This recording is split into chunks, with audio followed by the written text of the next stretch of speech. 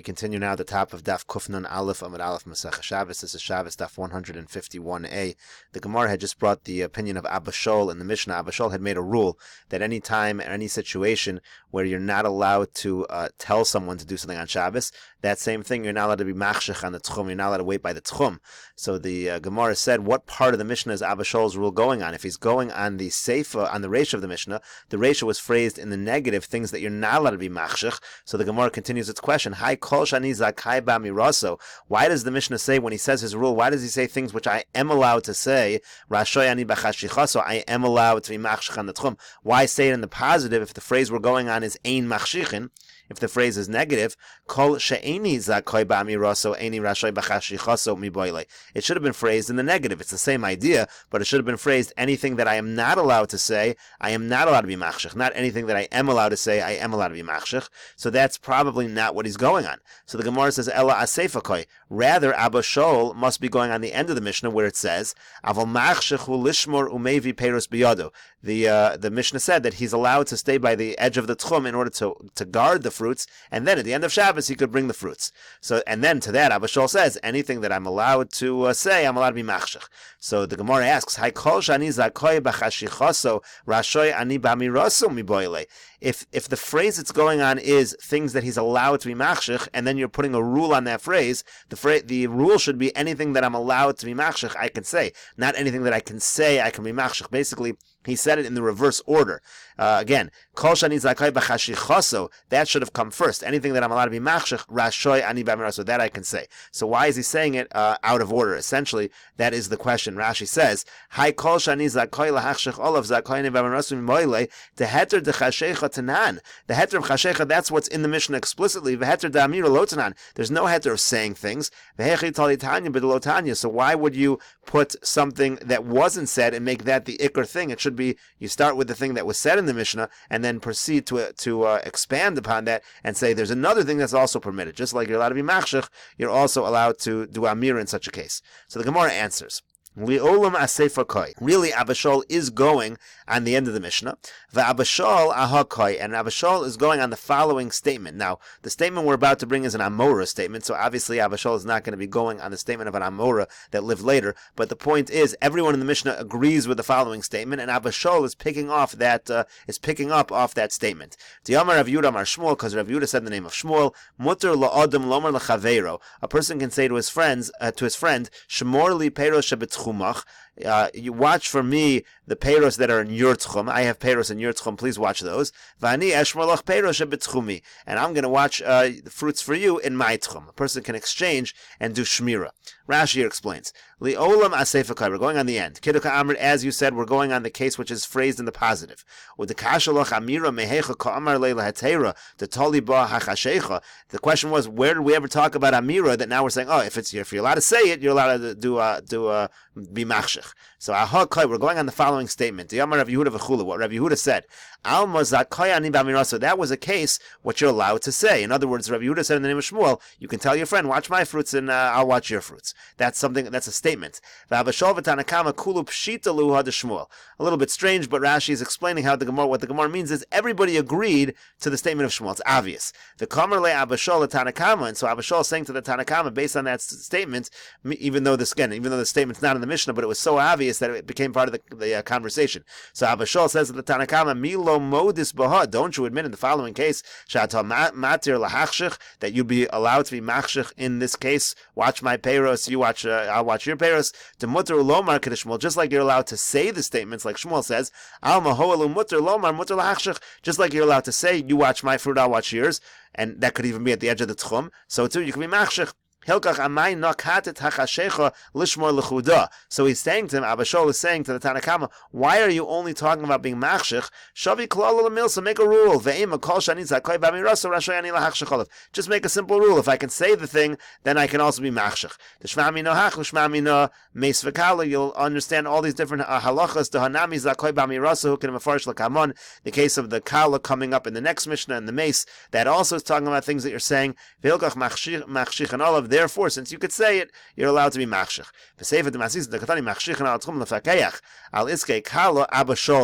Rashi says this seifa, the Mishnah that we're going to be reading soon, on this Amud, which talks about the fact that you're allowed to wait at the edge of the tchum to take care of the kala, to take care of the mace, that is all abashol. He's continuing with that because his point is anything that you're allowed to tell someone to do, you're allowed to be machshech for that as well. So basically, the Gemara is answering. He's going on this statement of Rav Yehuda Mar Shmuel. The Ka'amar Abashol Tanakama. Now the Gemara continues and explains. Abashol says to the Tanakama, Milo modis the mutter adam lomer l'chaveiro shmorli peiro shebetchumach v'ani eshmor lach peiro shebetchumi. Don't you admit that you can say, watch my fruits in your tchum, I'll watch your fruits. Ve'ema, so just say, kol shani zakoi b'amira, so anything that I can say, rashoy ani lahachshech olav, that I'm also allowed to be machshech on that issue. So the Gemara asks, okay, but what is this? Usually when you have a general rule in the Mishnah, it comes to include some kind of a case. Abashol here is giving a klal. What is it including? It's coming to include the following brisa. The brisa says you're not allowed to wait by the edge of the tchum to bring an animal after Shabbos. And if it's standing outside of the tchum, you're allowed to call the animal and have it come within. To the tchum, as if you call it, it comes on its own. Klal Omar Abashol, and then on that, Abashol says a rule. Kol shani zakoi b'miraso. If I'm allowed to make the statement, if I'm allowed to say those words, Rashay ani lahachshech olav, I'm allowed to be machshech. Rashi says, Klal Omar Abashol, v'hainami zakoi b'miraso kedekatani seifa. This is also, he's going to come and say a case of zakoi b'miraso, v'yomer lo lech l'makom ploni. We'll see in just a moment. He's going to go on. Abashol says back to that, anything that I can say, I can be machshech. That's why you're allowed to be machshech for the issues related to a kala, related to a mace, to bring the casket, to bring the tachrichin that you're going to have the mace wear, and you can say also, again, equating being machshech on the tchum to the statements, go to a particular place to find these things. If you don't find it there, bring it from a different place. You don't find it for 1 mana, pay 200 mana.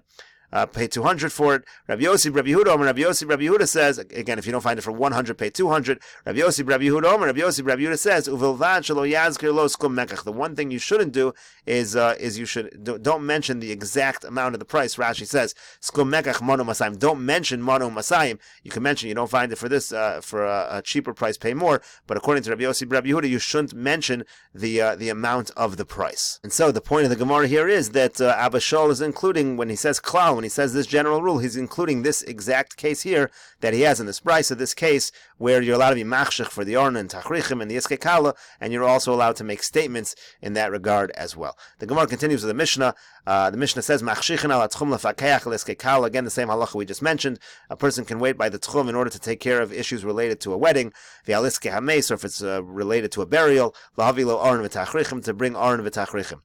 The Mishnah continues, Nachri shehevi chalilin b'Shabbos. Let's say a non-Jew brought over flutes on Shabbos. Lo yispod behen Yisrael. Jews should not use those flutes for eulogies, ela imkein bo mimakom karav. Unless they came from a nearby area, you know they didn't come from outside the tchum. Asu lo aron v'chafu lo kever. Let's say the non-Jews they brought, or they made a coffin, or if they dug a grave site, yikaver bo Yisrael, then a Jew is allowed to be buried there. However, in b'shvil Yisrael, but if they did it for the Jew, lo yikaver bo olamis, then you can never use that burial site for the Jew. Rashi says, Nachri shevi chalilan b'Shabbos b'shvil Yisrael. The case is they bring the fruits on Shabbos for the Yisrael. Lo yispod ben Yisrael le'olam. They shouldn't use those at all forever. Uknasahu. Rashi explains this as a knas mishum demukcha milsa de b'shvilo huvu, because it's clear that he brought it for the Yisrael. De'ein derech lavi chalilan el b'shvil meis. That's why you bring chalilan. So if it's brought on Shabbos, we have a knas that you can never use those. Not just on Shabbos, you can never use those for the mace at all. Mimakom karav, if it's brought from if the chalilin were brought from a nearby area, besocha tchum, from within the tchum, then it is okay. Asulo aron bishvil nachri olimchor. Then the end of the Mishnah said, if they make a casket or they dig a grave site, then you're allowed to bury a Jew. Rashi says if it was done originally for a non-Jew, or they were going to sell it, but if it was done, the Mishnah says bishvil Yisrael. If it was done on Shabbos for the Jew, then you can never use it at all. Again, it's a knas that you can never use it since it was done on Shabbos on behalf of the Jew. So the Gemara asks, Maimi mokum karov. What does it mean that it's brought from a nearby area? Again, the Mishnah said by the chalilin, by the flutes, if it came from a nearby area, then you're allowed to use it for eulogizing a Yisrael. Question is, do we have to know 100%, or is it that it's possible that it came from a nearby area? Rav Amar mimokum karov mamish. Rav says we have to know for sure that it came from nearby. We saw where it was brought from. Rav is the strict opinion, otherwise you can't use it. Shmuel Amar Shmuel says chayshinan shamachutz lechoma lanu. He says no, we can, chayshinan here is a lenient statement. We can suspect, we can say no, maybe it was brought from just outside the walls of the city, and if it was, and he was camping just outside the walls of the city, and therefore it would be okay. Rashi says afilu hevi michutz le'ir, even if he brought it from outside the city, it's even. Anu tolan lahater, we still say it's okay. Maybe they camped out right outside the tchum erev Shabbos. Besoftin b'hem b'matzoi Shabbos miyad. And I'm sorry, maybe besochat, maybe within the tchum they camped out in erev Shabbos, and therefore you are allowed to use it. So Shmuel is very lenient. As long as you don't know that it was brought from outside the tchum, you can assume a leniency. The Gemara says, "Deika masnisin kavasei de Shmuel." We have a diuk, an inference from the Mishnah like Shmuel. The Katani, because the Mishnah says, "Asa lo aron v'chafer lo kever." You cover Bo Yisrael. It says if they made a casket or they dug a burial site, a Jew can be buried there. Alma misfeika shari. The implication is that you don't know for sure who it was made for. It's a doubt, and you can assume it's permitted. Hachanami misfeika shari. So too over here, we can say that if there's a doubt, maybe it came from within the tchum. We can say that it is permitted. Rashi says, "You covered Bo Yisrael to talin and misfeika shemol etzorach nachri nasa," which say out of a doubt, maybe it was done for a nachri and it's okay. The Gemara continues. The Gemara says, "V'tanya kivasei de Rav." We have a brisa, again, the Mishnah seems like Shmuel, and we have a brisa like Rav. Rashi is going to say that some people have the gears of Shmuel. We'll see that in Rashi. It could be the following brisa is going to be like Shmuel, but we'll learn it first according to this girsa. We have a brisa like Rav to be strict. Ir she Yisrael v'nachrim dorim bo. Let's say you have a city where there are just Jews, where there are Jews and non-Jews living there. V'haisa b'merchatz hamerchatzes b'Shabbos, and there's a bathhouse that's used on Shabbos. Imrov nachrim. Let's say the majority of the city is not Jewish. Lo erev rochitz b'miyad. So then this bath was warmed up on Shabbos, but we can assume that it was done on behalf of the non-Jews, because the most of the city is non-Jews, and therefore right after Shabbos a Jew can use this. However, Imrov Yisrael, if the majority of the city is Jewish, yamten ad kedei sheyechamu. Then already the Jew has to wait the amount of time it takes to warm it up after Shabbos. You have to give a certain amount of time where it could have been warmed up after Shabbos, then the Jew can use it, because otherwise, since the city is majority Jewish, we assume it was done for the Jew. And the amount of time it takes to warm up the water, and mechza, but what if the city is 50-50, it's 50% Jewish, 50% not Jewish, so then then it is a problem. V'yamten ad kadei shechamucham, and again we have to be strict. So according to the girsa that this brisa is like Rav, this is the line that is like Rav, that if it's 50-50, if it's a suffix, we are strict. So therefore it's like Rav, that again says in any situation of suffix, we say that we are strict. Rashi here says, Tani kavasi derav desveika aser dekatani mechza al mechza yamten bechdei shechamucham. It says 50-50, you're strict and you have to wait. Rashi just points out here, here it says that you just wait a little bit and you can do it. But here by the flutes, remember the Mishnah said you can never use the flutes. I mean, never use the flutes. Why can't you wait a little bit the amount of time it takes to bring it after Shabbos? Mashma liolam. It sounds like in the Mishnah by the flutes it's a problem forever. So Rashi explains there is a difference. Rashi says if it's obvious it's on behalf of the Jew, we have a knas, you can never do it. That's by the case of the flutes. 100% clear it was brought for the Jews, and therefore it's a problem to use it forever. In the case of the bathhouse, it's 50-50, so we can say to be strict, but we still don't really know who it was done for. It's not mucha milsa, and therefore we are allowed to be lenient in such a case. In any case, the brisa continues. Rabbi Yehuda says, "Be'ambati katana." What if you have a small bath? Rashi says, "Be'ambati katana sheyesh lislos v'lomer mishachashecho huchma al yedei avodim v'kumkum in harbe." It's small enough that it could have been warmed up if you had a lot of servants and you had a lot of small amounts of hot water. This could have been done very quickly. So in such a case, if there's an adam chashav, some ruler, then you're allowed to use it. Miyad, you could use it immediately. Rashi says, there's some kind of governor, some kind of important person, miyad. The Jew can use it immediately. Maybe it was so fast, since there was an important person and it was a small bath, maybe they were able to warm it up very quickly, so you can say this leniency.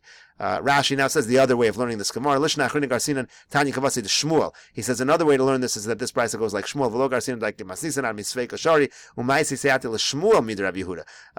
And the proof to Shmuel is from Rabbi Yehuda's statement about a small bath, the Talina Lakula, that we say, oh, if there's an important person, maybe it was done very quickly. That's the point, that we're lenient like Shmuel. V'reisha lo kashale, and in terms of the first line of the brisa, which talks about 50-50, that's not a problem. As if the city's 50-50, it was done for both Jews and non-Jews. That's why in that case, in such a situation, in the ratio, you're going to be strict because it was done for both. It's not just done for one person; it's done for the public. Rashi says the second way of learning it, that this is really a proof for Shmuel of a leniency we're bringing from Rabbi Yehuda. That Rashi says is the better girsa. In any case, the Gemara says, my Rishus, what does this word Rishus means? We just explained it in Rashi, but what does the word Rishus mean? Amar Rav Yehuda, Amar Rav Yitzchak, Bered Rav Yehuda. Rav Yehuda says in the name of Rav Yitzchak, the son of Rav Yehuda, Yesh bo Adam Chashav sheyesh lo asara avadim.